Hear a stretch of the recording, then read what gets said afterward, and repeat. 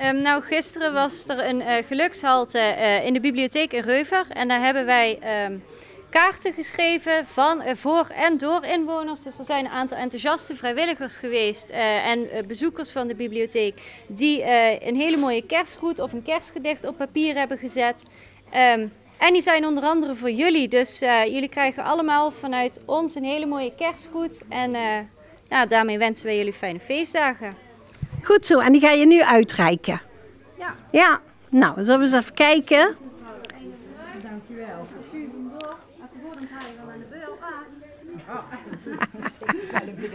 Dankjewel. In de winter laten we hopen dat de winter u veel warmte brengt.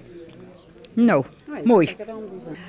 En waar je van houdt, dat zijn alle nieuwjaarswensen voor jou. Dat klopt ook. Nou, wat staat erin? Geniet van de kleine dingen in het leven.